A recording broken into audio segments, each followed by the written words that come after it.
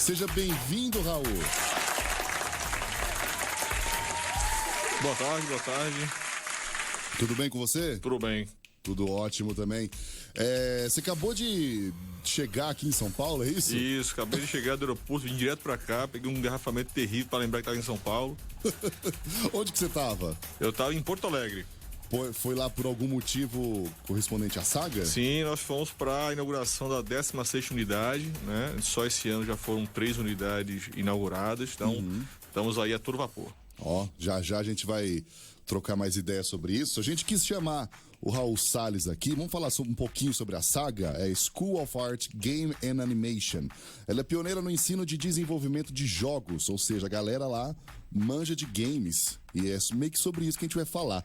A saga já fez milhares de jovens em profissionais qualificados e competitivos. Ela foi criada em 2011 com outro nome e focada no treinamento em informática. Hoje ela já é um centro de treinamento autorizado da Adobe e da Autodesk Academic Partner e da Unreal Engine, aquele motor gráfico lá. Exatamente. Nossa, hein? Porra. Da Pixologic e Allegorithmic. Isso, que recentemente foi absorvida pela Adobe, né? Sim. Pô, que da hora isso aqui, hein?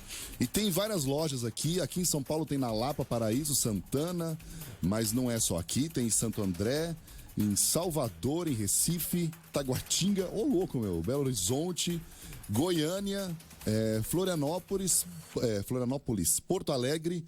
E todas as unidades contam com professores altamente qualificados. Então, assim, a galera lá da saga, o Raul Salles, que é gerente de pesquisa lá, ele sabe responder várias coisas pra gente. Eu queria perguntar pra ele, primeiramente, como que você enxerga o crescimento de games no mundo? Cara, esse fenômeno dos jogos, ele traz, na realidade, duas perspectivas, né? Primeiro, ele mostra claramente que o jovem, as pessoas de maneira geral, eles têm uma tendência a querer interagir de maneira diferente, né? O crescimento dos jogos no mundo se dá principalmente porque os jogos ganharam uma característica muito social.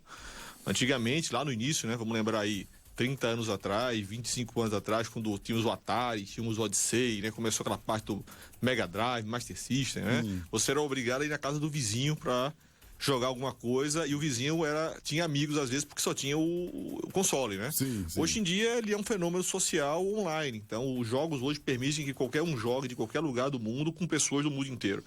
E a tendência é que cresça mais. Quanto mais a população cresce, quanto mais os jogos eles aparecem com uma característica mais social, mais inovadora, mais competitiva, com mais recursos diferenciados, desafiadores, mais o mercado cresce.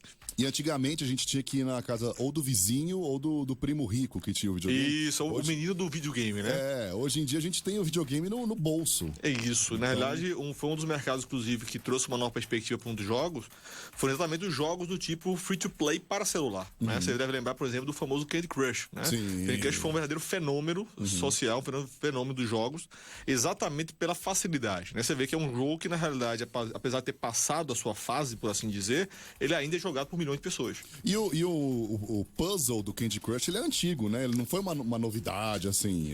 Esse estilinho de quebrar os bloquinhos lá é meio que antigo. É bem antigo, na realidade. Ele é filho do famoso Tetris, né? Sim, só que numa roupagem muito mais interessante. Tinha um antigo também que chamava BG Weld. Isso. Também de fazer com joinhas, assim. Exatamente. Por que você acha que o Candy Crush teve esse...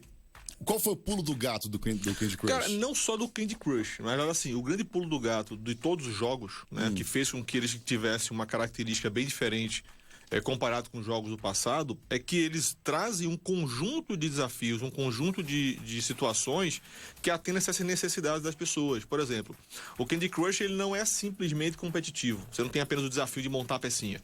Ele é social. Tem muitas fases que você passar, você precisa acionar outras pessoas para que validem a sua passagem de estágio.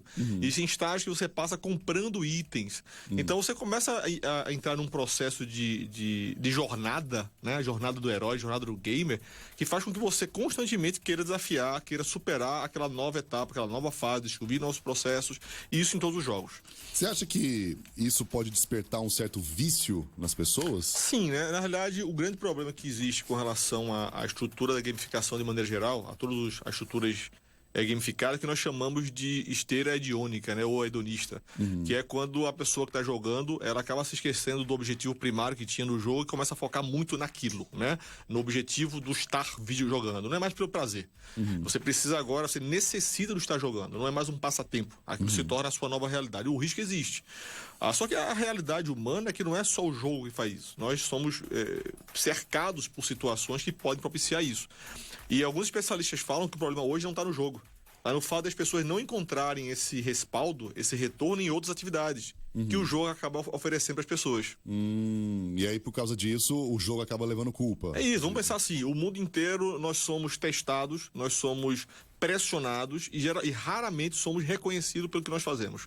É raro alguém dar um parabéns por uma atividade que você fez. Às vezes você faz bem feito, o cara fala assim, cara, não fez mais que obrigação. Né? Você fez isso em casa, vê isso no colégio, vê isso no trabalho.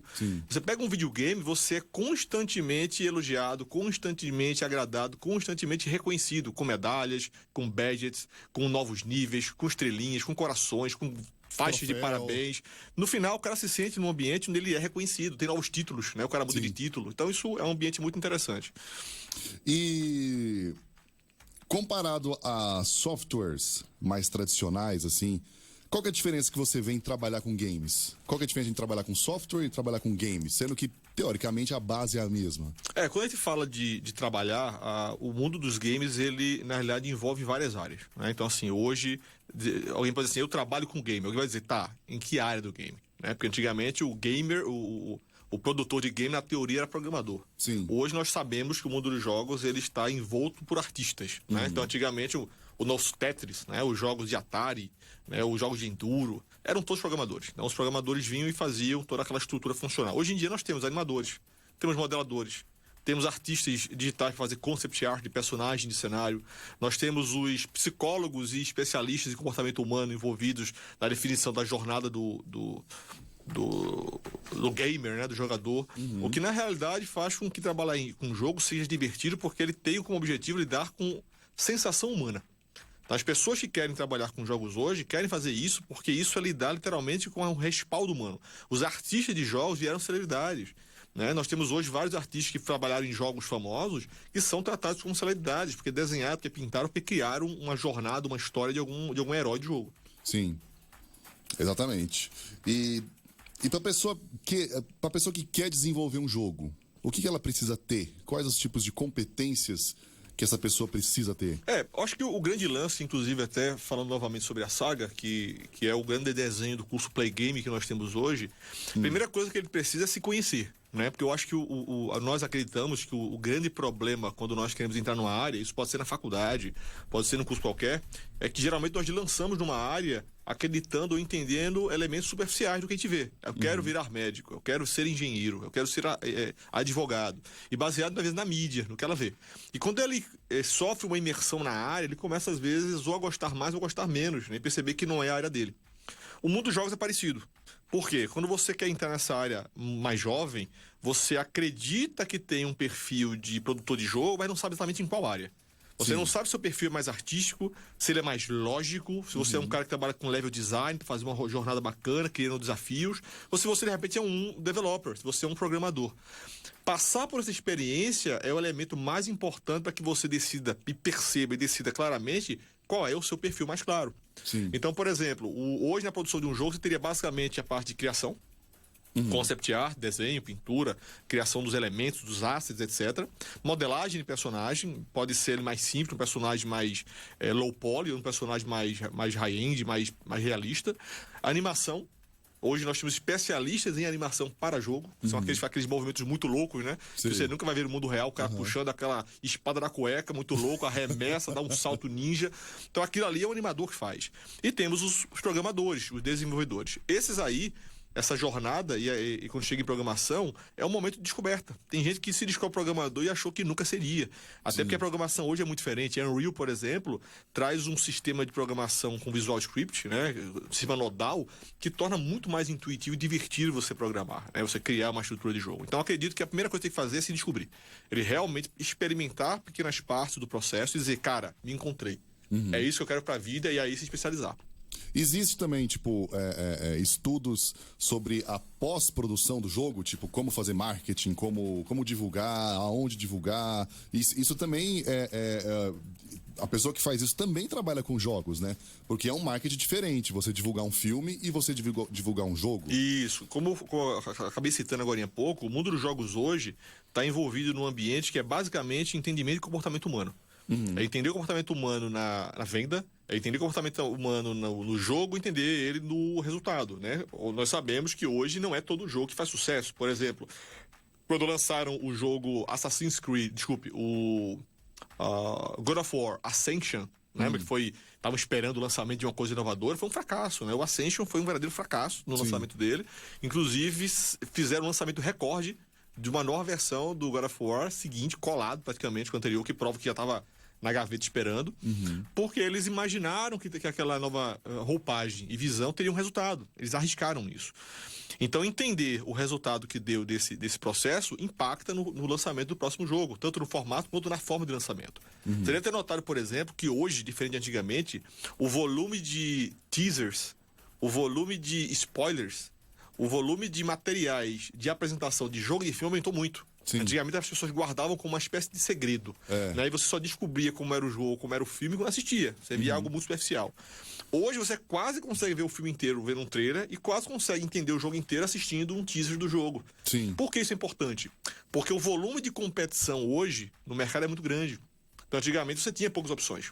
Com o volume de opções hoje, os produtores têm que ter uma equipe muito forte que tem que mensurar o quanto de informação tem que ser passada e quais informações podem ser passadas que geram um hype alto, mas que não deu spoiler de como o jogo funciona.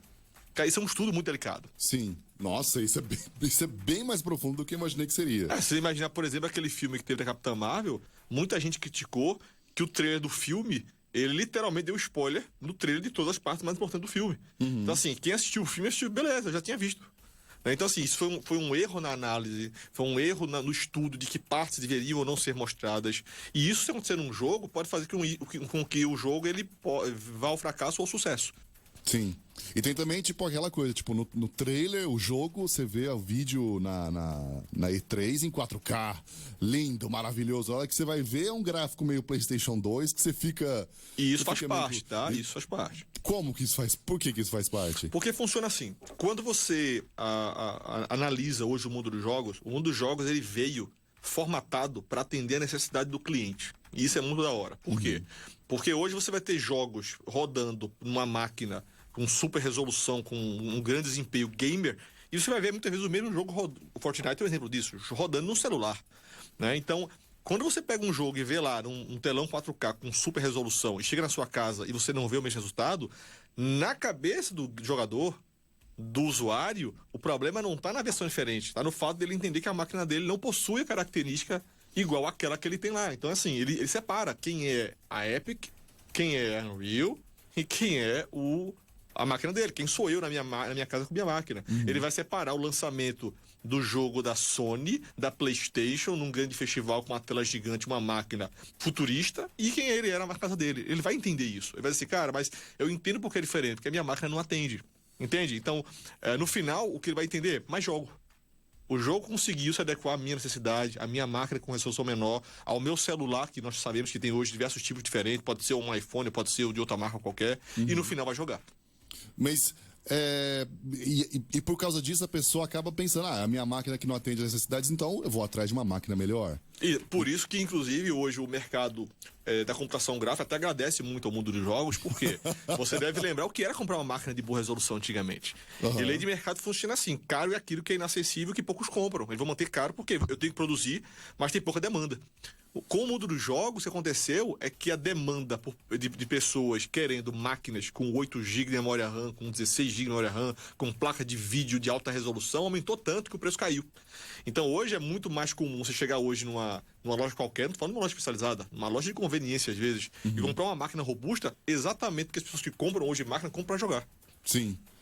Tanto é que a gente pergunta, pergunta, né? Você quer o computador pra quê? Pra trabalhar ou pra jogar? E até o pra trabalhar hoje vem mais robusto. Sim, exatamente. E quanto tempo que demora pra